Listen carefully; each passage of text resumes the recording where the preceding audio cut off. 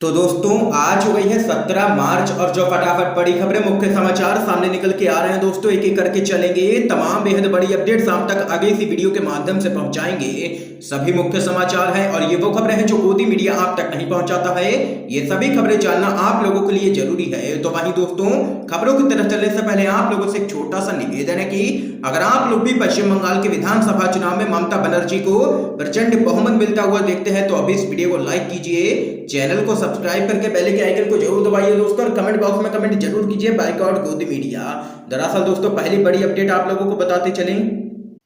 रैलियों में कम भीड़ से हताश अमित शाह रच रहे हैं हमारे खिलाफ साजिश, ममता बनर्जी का बड़ा आरोप। आप लोगों को दोस्तों बताते चले, पश्चिम बंगाल की मुख्यमंत्री ममता बनर्जी केंद्रीय गृह मंत्री अमित शाह पर जबरदस्त तरीके से हमलावर हैं। आप लोगों को दोस्तों बताते चले, विधानसभा चुनाव से पहले तृणमूल कांग्रेस के नेताओं को परेशान करने की साजिश रचने का आरोप लगाया है सीएम ममता बनर्जी ने, और आश्चर्य जताया है कि कहीं चुनाव आयोग उनके इशारे पर ही तो काम नहीं कर रहा है। उन्होंने दावा किया है कि शाह अपनी रैलियों में कम भीड़ आने से यहां पर हताश हो गए हैं।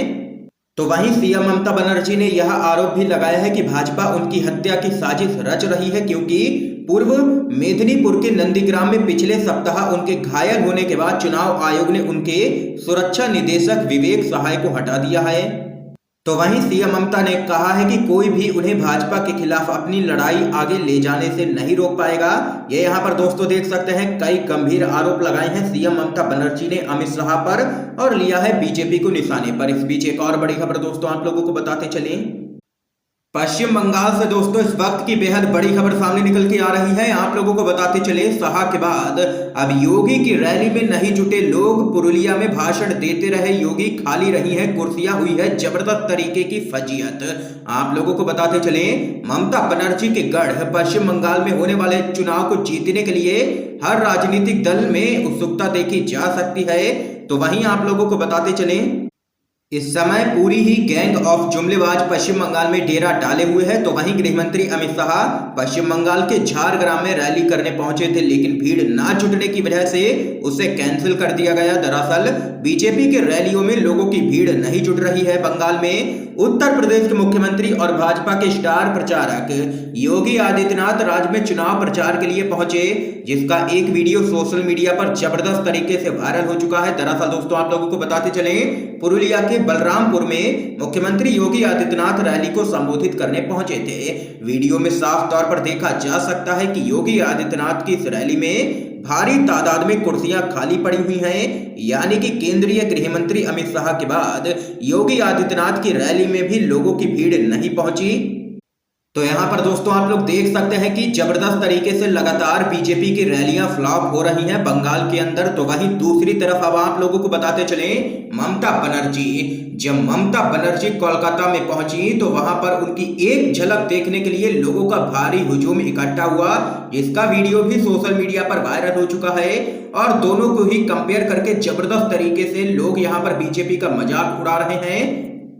ये यहाँ पर दोस्तों देख सकते हैं, बड़ी खबर सामने निकल के आई है। इस खबर पे आप लोगों की क्या कुछ राय है जरूर बता सकते हैं कमेंट बॉक्स में। एक और बड़ी अपडेट जान लेते हैं दोस्तों, बंगाल भाजपा में मचा बवाल, टिकट ना मिलने से नाराज नेताओं ने बीजेपी नेताओं से की है धक्का मुक्की। आप लोगों को दोस्तों बताते चले, पश्चिम बंगाल चुनाव में विपक्षी दलों के अलावा किसानों ने भाजपा की चिंता यहाँ पर बढ़ा दी है। दरअसल चुनाव से पहले किसानों ने भाजपा के खिलाफ मोर्चा खोल दिया है, जिसमें भाजपा को वोट ना देने की अपील की जा रही है। इस बीच आप लोगों को दोस्तों बताते चले, भाजपा के द्वारा उम्मीदवारों की लिस्ट जारी की गई है, जिसके बाद पार्टी के ही नेताओं ने बवाल खड़ा कर दिया है। दरअसल पार्टी द्वारा टिकट ना मिलने से नाराज कुछ नेता और उनके समर्थकों ने भाजपा के दफ्तर के बाहर जबरदस्त तरीके से हंगामा किया है। भाजपा से नाराज नेताओं ने इस्तीफा भी दे दिया है। बताया जा रहा है कि हंगामा करने वाले कार्यकर्ताओं ने पार्टी के राष्ट्रीय उपाध्यक्ष मुकुल रॉय, शिव प्रकाश और अर्जुन सिंह के साथ यहां पर धक्का मुक्की भी की है। ये यहाँ पर दोस्तों देख सकते हैं, बड़ी खबर है, भाजपा में मचा है बवाल बंगाल के अंदर, और यहाँ पर टिकट ना मिलने से नाराज नेताओं ने बीजेपी नेताओं से ही की है धक्का मुक्की। इस बीच एक और बड़ी अपडेट आप लोगों को दोस्तों बताते चले, बीजेपी सांसद साक्षी महाराज ने अन्नदाताओं को कहा था आतंकी, खालिस्तानी और दलाल। तो युवा कांग्रेस का जबरदस्त प्रदर्शन, फूका पुतला। आप लोगों को बताते चले, भारतीय युवा कांग्रेस ने बीजेपी के सांसद साक्षी महाराज के घर के बाहर उनका पुतला फूंक करके विरोध दर्ज करवाया है। युवा कांग्रेस साक्षी महाराज के उस बयान का यहां पर विरोध कर रही है जिसमें उन्होंने देश के अन्नदाताओं को आतंकी, खालिस्तानी और दलाल कहा था। कार्यकर्ताओं ने अपना विरोध दर्ज कराते हुए कहा है कि देश के अन्नदाता कृषि कानूनों के खिलाफ खुद के अस्तित्व को बचाए रखने के लिए आंदोलन कर रहे हैं, लड़ाई लड़ रहे हैं, जिसमें अनेक किसान भाई शहीद हो गए हैं और बीजेपी के सांसद उन्हें आतंकी कह रहे हैं। यह बेहद ही शर्मनाक है। इन पर कोई भी कार्रवाई भी नहीं बीजेपी की तरफ से की जा रही है। ये यहाँ पर जबरदस्त तरीके से युवा कांग्रेस भड़की है साक्षी महाराज पर। इस बीच एक और बड़ी खबर दोस्तों जान लेते हैं। एनसीटी बिल के खिलाफ आम आदमी पार्टी की हुंकार, जंतर मंतर पर पार्टी आज करेगी विरोध प्रदर्शन। आप लोगों को दोस्तों बताते चलें, दिल्ली की आम आदमी पार्टी सरकार और केंद्र के बीच एक बार फिर से टकराव के आसार बन रहे हैं। केंद्र सरकार की ओर से दिल्ली के एलजी को अधिक अधिकार दिए जाने वाले बिल के खिलाफ आज आम आदमी पार्टी जंतर मंतर पर जबरदस्त तरीके से विरोध प्रदर्शन करेगी। आम आदमी पार्टी दिल्ली संयोजक गोपाल राय ने कहा है कि संसद में प्रस्तुत संशोधित बिल के विरोध में आज जंतर मंतर पर होने वाले विरोध प्रदर्शन में मुख्यमंत्री अरविंद केजरीवाल, मंत्री, सांसद, विधायक, पार्षद और सभी कार्यकर्ता शामिल होंगे। तो वहीं गोपाल राय ने आगे कहा है कि भाजपा की केंद्र सरकार संसद में संशोधित बिल लाकर के चुनी हुई दिल्ली सरकार को कमजोर करने की साजिश कर रही है। इस बिल के पास होने के बाद एलजी के पास ही सारी शक्तियां होंगी। दिल्ली सरकार के देशभक्ति बजट में लाए गए सभी प्रस्तावों को लागू करने का फैसला उनकी मेहरबानी पर ही होगा।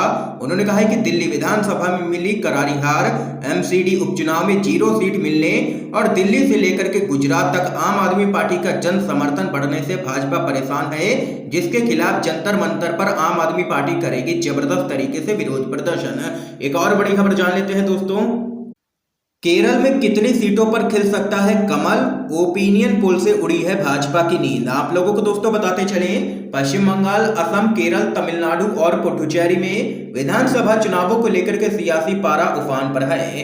केंद्र में सरकार चला रही भाजपा की निगाहें विशेष तौर पर 2 राज्यों पश्चिम बंगाल और केरल पर टिकी हैं और इन दोनों ही राज्यों में जीत के लिए भाजपा ने पूरी ताकत झोंक दी है। आप लोगों को बताते चले, 140 विधानसभा सीटों वाले केरल में एक ही चरण में 6 अप्रैल को मतदान होगा और नामांकन करने की आखिरी तारीख 19 मार्च है। 2 मई को केरल चुनाव के नतीजे घोषित किए जाएंगे। इस बीच केरल विधानसभा चुनाव को लेकर के एक बड़ा सर्वे सामने निकल के आया है। आप लोगों को दोस्तों बताते चलें, केरल में इस समय वामपंथी गठबंधन लेफ्ट डेमोक्रेटिक फ्रंट की सरकार है। ओपिनियन पोल के मुताबिक केरल में इस बार सीएम पिनराई विजयन के नेतृत्व में लेफ्ट डेमोक्रेटिक फ्रंट की सरकार बन सकती है। सर्वे में बताया गया है कि एलडीएफ केरल की 140 सीटों में से 77 से 85 सीटों पर जीत दर्ज करता हुआ नजर आ रहा है। तो वहीं आप लोगों को बताते चले, कांग्रेस के नेतृत्व वाला गठबंधन यूडीएफ भी मजबूत बढ़त हासिल कर सकता है और उसके खाते में 54 से 62 सीटें जाती हुई नजर आ रही हैं। तो वहीं इससे पहले आप लोगों को बताते चले, 2016 के विधानसभा चुनाव में यूडीएफ को 47 सीटों पर जीत मिली थी। ओपिनियन पोल के मुताबिक केरल में भाजपा यहां पर बेहद ही खराब स्थिति में है और पूरी तरीके से सुपड़ा साफ होता हुआ नजर आ रहा है।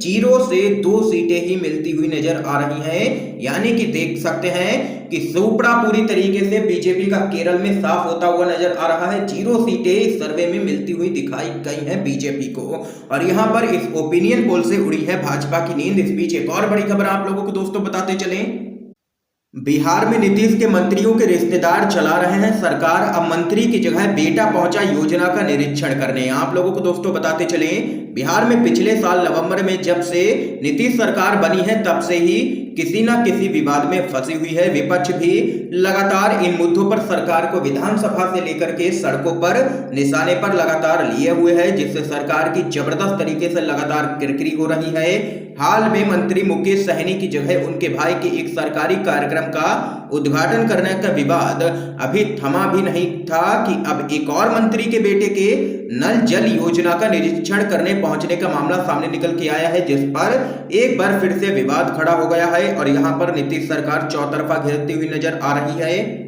खबर के अनुसार दोस्तों आप लोगों को बताते चले, आरोप है कि हाल में बिहार सरकार में मंत्री रामप्रीत पासवान की जगह उनके बेटे पूर्णिया जिले की कई पंचायतों में नल जल योजना का निरीक्षण करने पहुंचे, जिसके बाद यहां पर जबरदस्त तरीके से हंगामा देखने को मिल रहा है। विपक्ष भी चौतरफा हमलावर हो चुका है नीतीश सरकार पर। इस बीच एक और बड़ी अपडेट जान लेते हैं दोस्तों। महापंचायत कर किसानों का बड़ा ऐलान, दुष्यंत चौटाला को फरीदाबाद में घुसने नहीं देंगे। आप लोगों को दोस्तों बताते चले, केंद्र सरकार के 3 कृषि कानूनों के विरोध में किसान नेता डिप्टी सीएम दुष्यंत चौटाला को फरीदाबाद में ना घुसने देने की रणनीति बना रहे हैं। इसके लिए बाकायदा गांव-गांव में जाकर के जनसंपर्क किया जा रहा है। किसान नेता साफ तौर पर कह रहे हैं कि जेजेपी पार्टी ने किसान बिल के मुद्दे पर किसानों का साथ नहीं दिया है, इस वजह से वे फरीदाबाद में किसी भी कीमत पर दुष्यंत चौटाला को नहीं आने देंगे, घुसने नहीं देंगे, उनका बहिष्कार किया जाएगा। देख सकते हैं लगातार जेजेपी और बीजेपी नेताओं का यहां पर बहिष्कार देखने को मिल रहा है हरियाणा के अंदर। तो वहीं एक और बड़ी खबर इस बीच आप लोगों को दोस्तों बताते चले, सरकार को सत्ता का नशा है तो हमें किसानी का नशा है। सत्ता चली जाएगी मगर खेती किसानी चलती रहेगी, ये यहां पर कहना है राकेश टिकैत का। आप लोगों को दोस्तों बताते चले, दिल्ली से शुरू हुआ किसान आंदोलन अब पूरी तरीके से राष्ट्रव्यापी हो चुका है। आप लोगों को दोस्तों बताते चले, किसान नेता राकेश टिकैत उत्तर प्रदेश, मध्य प्रदेश और पश्चिम बंगाल समेत कई राज्यों में किसान महापंचायत करके भाजपा को जबरदस्त तरीके से लगातार घेर रहे हैं। इसी कड़ी में राकेश टिकैत के फेसबुक पेज पर आज एक तस्वीर यहां पर शेयर की गई है, जिसके जरिए मोदी सरकार पर जोरदार हमला बोला गया है। आप लोगों को बताते चले, इस तस्वीर को शेयर करते हुए लिखा गया है कि सरकार को सत्ता का नशा है लेकिन किसानी का नशा कहीं ज्यादा होता है। सरकार अस्थायी है लेकिन खेती स्थायी है। तो वहीं राकेश टिकैत ने आगे कहा है कि यह आंदोलन तब तक चलेगा जब तक इस घमंडी सरकार का घमंड ना टूट जाए। ये यहां पर एक बार फिर से राकेश टिकैत बरसे हैं मोदी सरकार पर। एक और बड़ी खबर दोस्तों जान लेते हैं, हड़ताल कर रहे बैंक कर्मियों के समर्थन में उतरे राहुल गांधी, कहा सरकारी बैंक मोदी मित्रों को बेचना खिलवाड़ है। आप लोगों को दोस्तों बताते चले, कांग्रेस के पूर्व अध्यक्ष राहुल गांधी ने कहा है कि वो हड़ताल कर रहे बैंक कर्मचारियों के साथ हैं। कांग्रेस के नेता राहुल गांधी ने ट्वीट किया और कहा कि केंद्र सरकार लाभ का निजीकरण और नुकसान का राष्ट्रीयकरण कर रही है। सरकारी बैंक मोदी मित्रों को बेचना भारत की वित्तीय सुरक्षा से बड़ा खिलवाड़ है। मैं हड़ताल कर रहे बैंक कर्मचारियों के साथ हूं, ये यहां पर कहना है राहुल गांधी का। तो वहीं आप लोगों को बताते चले, बैंकों के निजीकरण का मुद्दा जबरदस्त तरीके से राज्यसभा में भी गूंजा है और यहां पर विपक्ष ने मोदी सरकार को घेरा है राज्यसभा के अंदर। ये यहां पर दोस्तों आज की तमाम बेहद बड़ी खबरें सामने निकल के आई हैं जो हमने आप लोगों तक पहुंचाई हैं। वीडियो पसंद आया हो तो इस वीडियो को लाइक कीजिएगा, ज्यादा से ज्यादा शेयर कीजिए ताकि आप सभी के दोस्त भी इन खबरों को जान सकें। वीडियो देखने के लिए दोस्तों आप सभी का बहुत बहुत धन्यवाद।